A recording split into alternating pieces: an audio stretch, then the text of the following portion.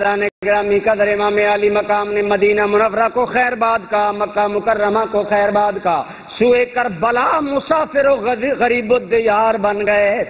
لیکن یاد رکھو اللہ والے اوطان، بے شک مکہ و مدینہ ہمارا مرکز ہے، باعث برکت ہیں، لیکن مومن کو اپنے مشن کے لیے ان مبارک مقامات کو بھی چھوڑنا پڑے تو مومن کو بعد نہیں آنا چاہیے۔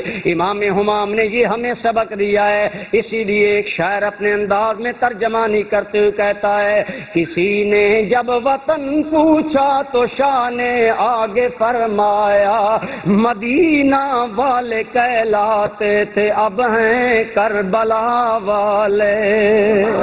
لوگوں ہم مدینہ سے چلے، مدینہ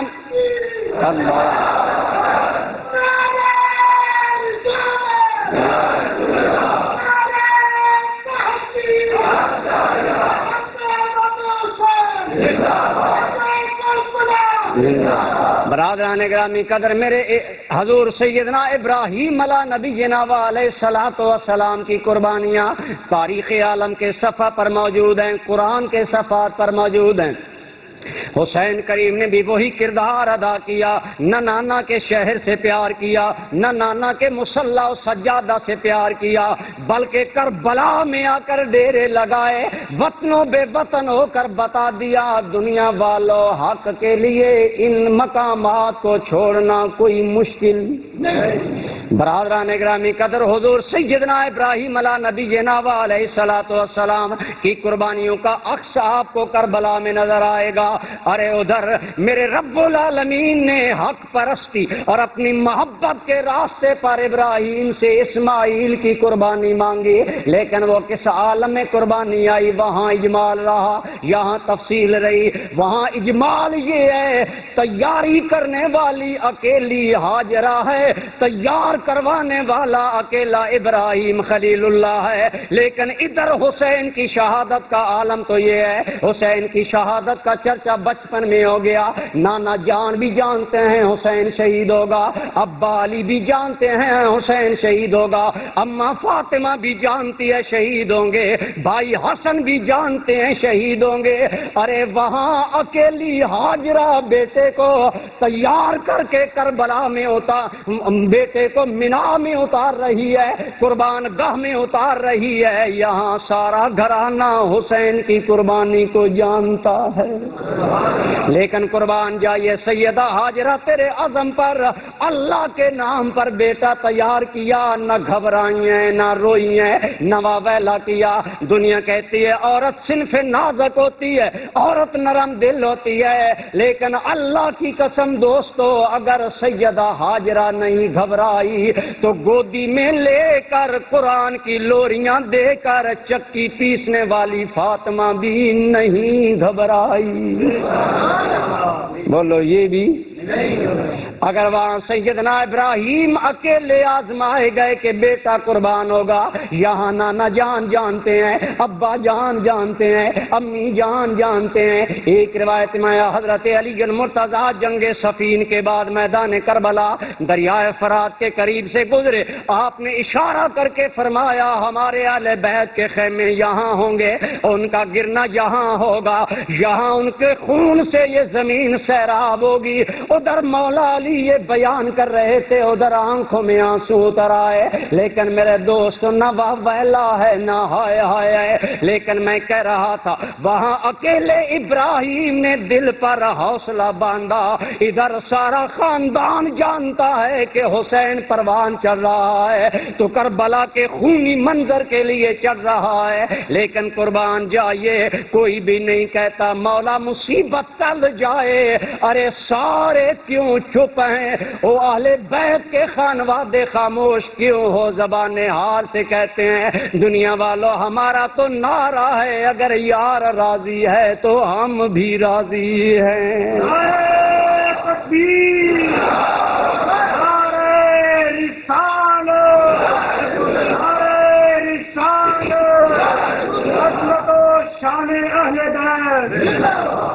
برادران گرامی قدر، امام ہمام امام علی مقام کی قربانی اپنے آبا و اجداد کی قربانی کی تفصیل تھی، اس کی وضاحت کرتی چلی گئی۔ جناب ابراہیم علیہ نبی جناب علیہ الصلوۃ والسلام نے اسماعیل سے سوال کیا، یا بنی انی ارا فی المنام انی اذبحک فانظر ماذا تری، اے میرے بیٹے میں تمہیں اللہ کے نام پر ذبح کرنا چاہتا ہوں، بتا تیری رائے کیا ہے؟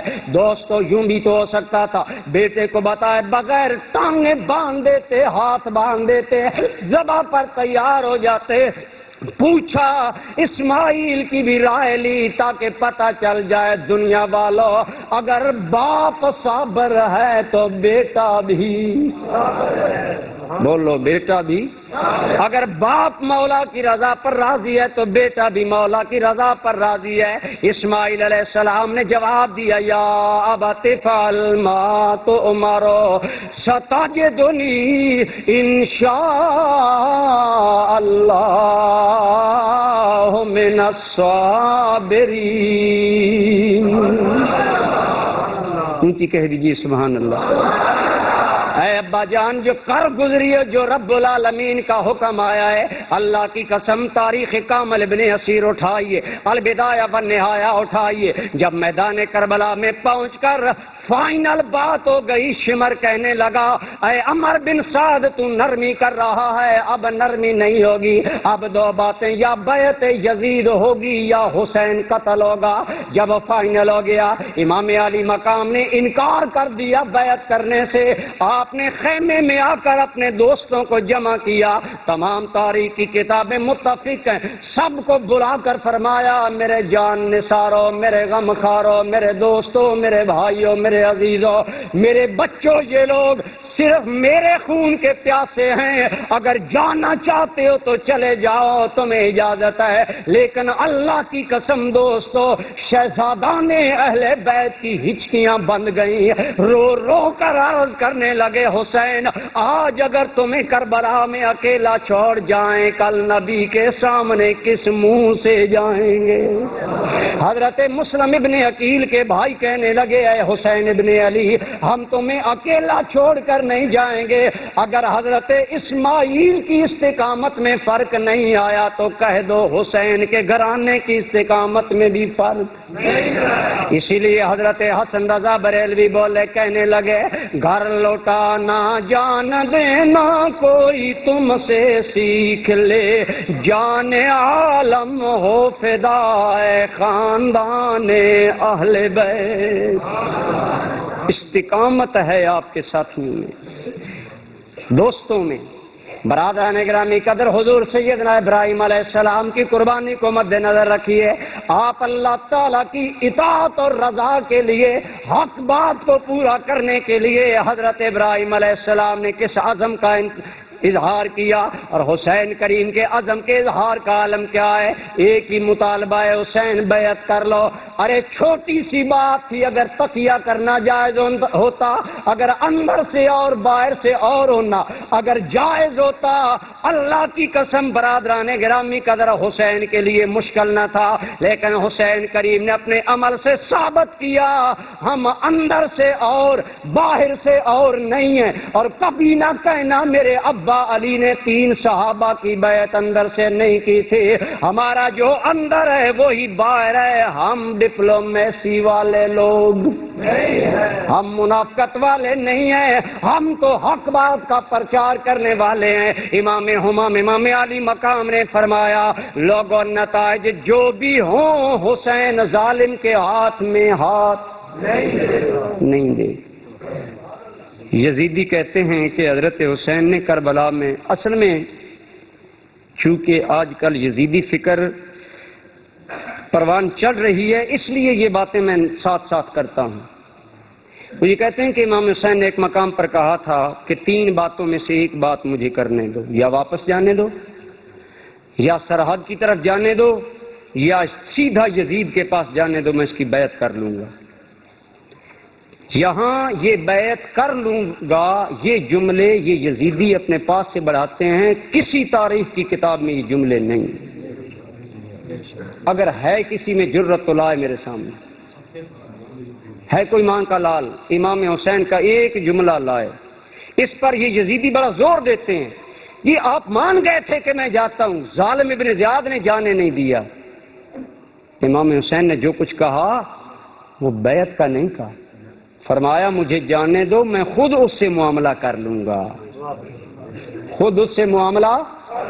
اسی طرح کا ایک معاملہ وہاں ہوا تھا، وہ کیسے یزید کے پاس امام کو جانے دیتے؟ ایک معاملہ ہوا تھا، پتہ ہے کیا؟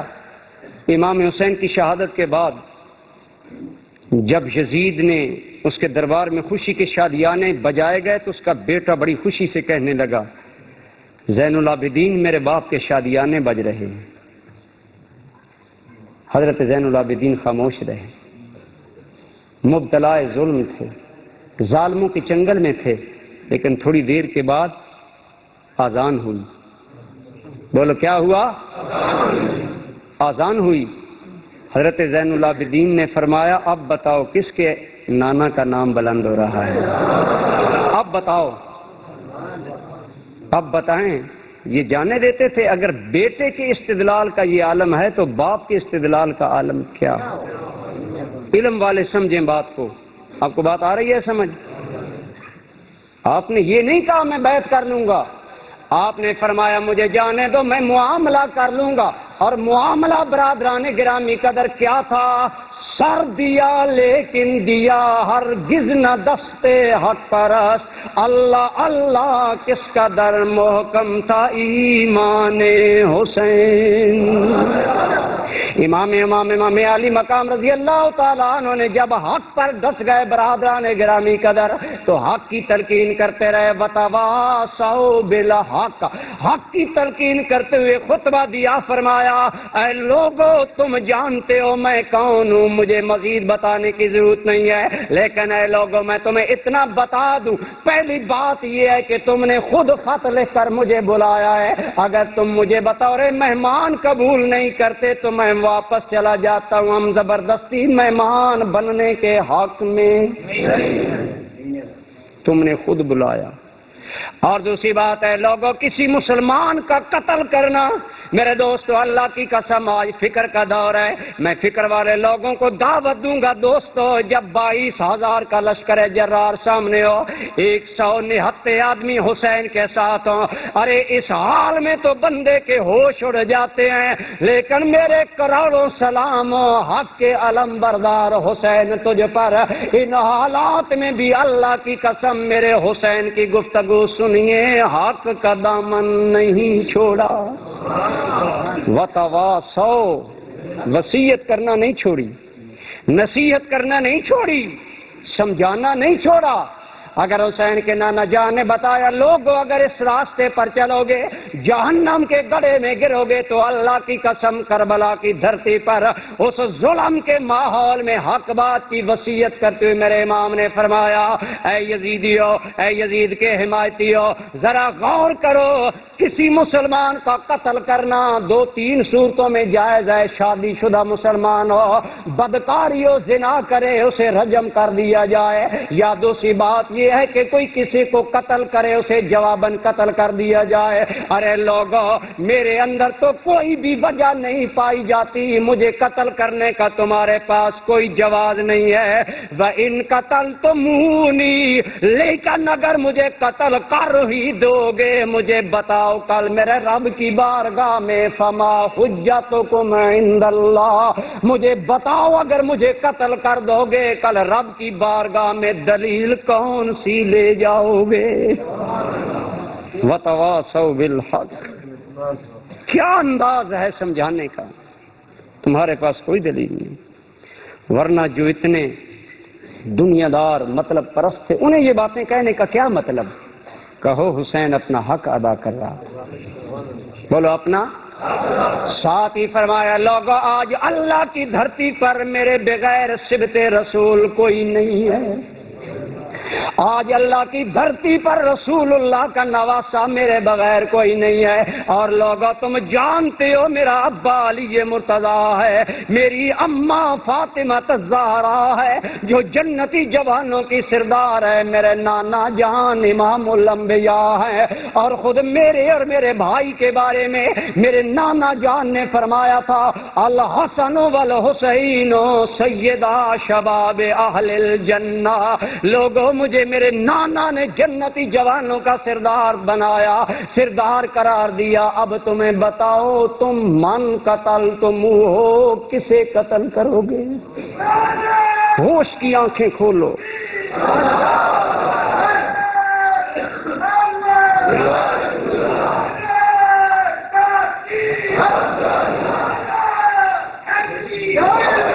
برادران گرامی قدر امام ہمام نے جب یہ باتیں کی, اللہ کی قسم اگر میری باتیں آپ لوگوں کے دل میں اتر رہی ہیں تو بتائیے کربلا کے اس مجبور انسان کی دردمند باتوں کا عالم کیا ہوگا. جب باتیں دلوں میں اترنے لگی, آنکھوں میں آنسو آنے لگے, لوگ دھاڑے مار کر جب رونے لگے, ایک بدبخت آگے بڑھ کر کہنے لگا, حسین یہ باتوں کا وقت نہیں ہے, اب فائنل کرو جو بات کرنا چاہتے ہو, بیعت کرنی ہے یا کہ نہیں کرنی. وہ جانتے تھے اگر رسول کائنات کا یہ شہزادہ یوں ہی وتواصوا بالحق کی بات کرتا رہا تو پانسا پلٹ جائے گا. دل پگھلنے لگے, دل مجبور ہو گئے آپ کی بات سننے پر. حور بن یزید ریاحی کی آنکھوں سے پردہ ہٹا, گھوڑا لے کر قریب آیا. عمر بن سعد کو کہنے لگا, اقتلت بالحسین, کیا تو حسین سے لڑے گا؟ وہ کہنے لگا, اس کے بغیر میرے لیے کوئی چارہ کار نہیں ہے کہ میں حسین سے لڑوں. اور بن یزید کہنے لگا, اے آدمی عمر بن سعد میں بڑی دیر سے سوچ رہا ہوں. کیا سوچ رہا ہے؟ کہنے لگا, اللہ کی قسم میں جہنم و جنت میں غور و فکر کر رہا ہوں, راستے یہاں ہو رہے ہیں, کدھر جاؤں؟ لیکن اللہ نے میرا ذہن کھول دیا ہے. نادان, یہ حسین ابن علی ہے, اس سے لڑو گے؟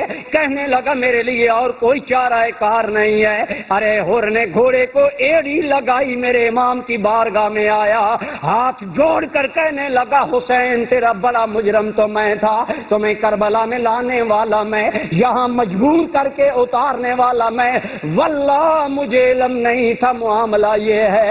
اے حسین خدا را مجھے معاف کر دو. فرمایا, حر نہ گھبراؤ, ہم تو معاف کرنے والے نانا کے نواسے ہیں. وتواصوا بالحق, کیا حق کی تعبیر ہے. امام عالی مقام کی ایک ایک جملے میں, اگر آپ لوگ تو اجازت دیتے نہیں ہیں نا, ورنہ اجازت دیں تو اگر آپ کو عربی عبارات سنائیں تو خدا کی قسم دل آج بھی پگھل جائیں انشاءاللہ.